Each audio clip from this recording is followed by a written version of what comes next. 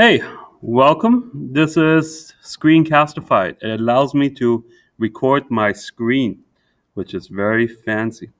Alrighty, so we're doing this problem. Number one, two, and three is relatively easy, so I'm not going to bother with doing that. But let's look at number four. We have a roller coaster that starts at 40 meters high and then it goes 20 meters down. Then it's all the way down, so all of your potential is lost to kinetic, and then it goes back up to 20 meters. We want to know, we're neglecting friction, so mechanical energy will always be the same. You're not losing anything to heat or sound. You're not hitting any particles, none of that nonsense. You are neglecting friction completely. So, what's the velocity? What's the how fast will the car travel? So let's do this. I started drawing, but drawing is really difficult, so I'm just going to use Desmos. So let's look at point A. Point A is right here. You are currently not moving, so at point A, every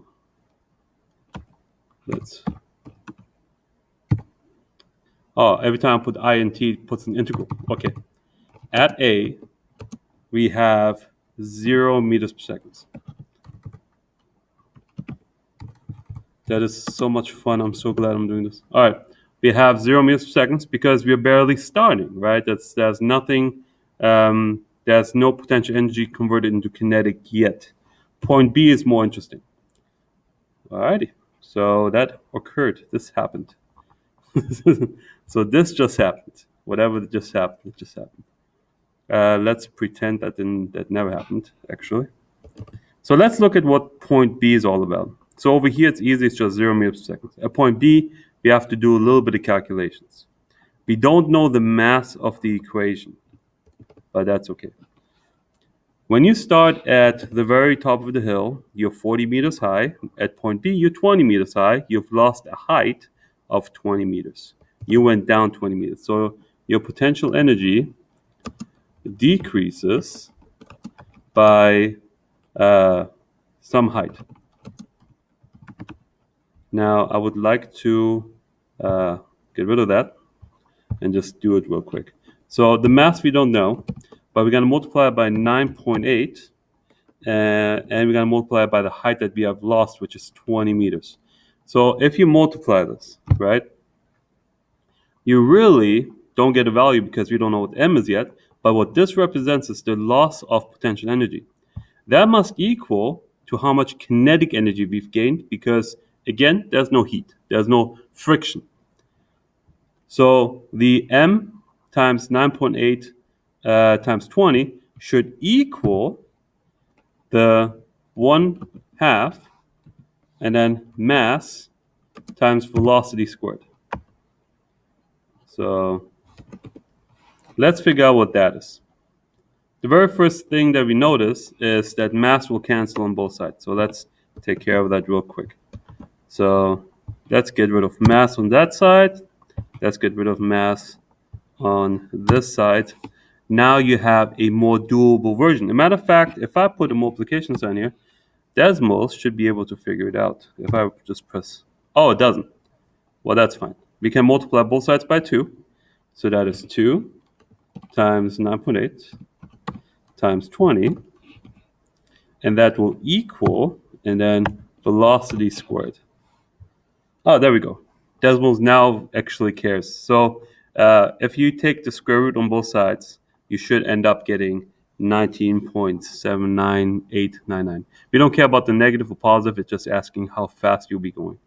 So if you round to 1/6, the answer should be 20 meters per second. All right. 20 meters per second. There we go. There we go. I like that. I like that a lot. And I don't like this. I don't know what this is. Just 20 meters per second. Oh, I get it. I can say, no, don't. Oh.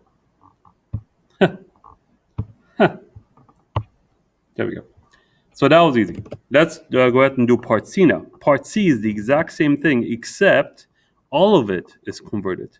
So it's not that you are losing 20 meters for potential energy, you lose all 40. So all of the potential energy, the mass times the gravity times the height will all equal 1 over 2 times mass times velocity squared. All of it will go into, all of it is going to go into kinetic. So there's always going to be a kinetic energy. So all of it's going to kinetic energy. So let's do this. Let's do this problem. So M, we don't know what it is, but we have 9.8.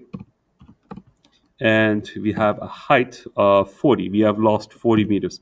All of the 40 meters of potential energy at first is being converted into kinetic.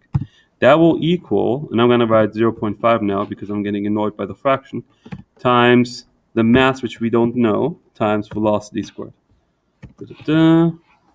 So let's go ahead and do this problem. We get rid of the masses on both sides.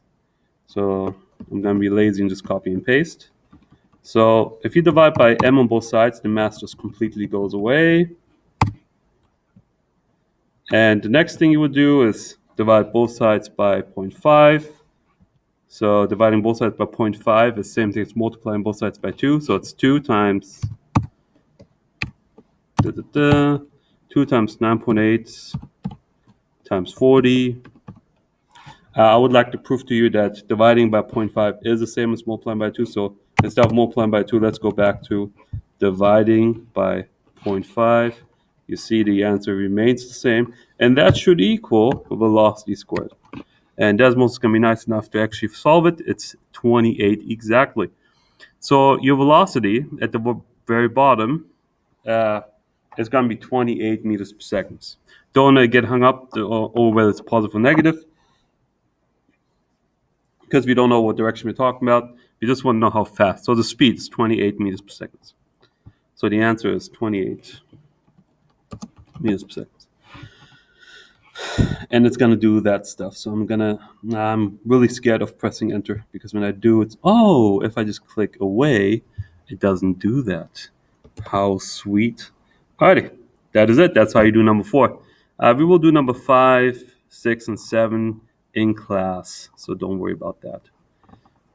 Let's close this video. End recording.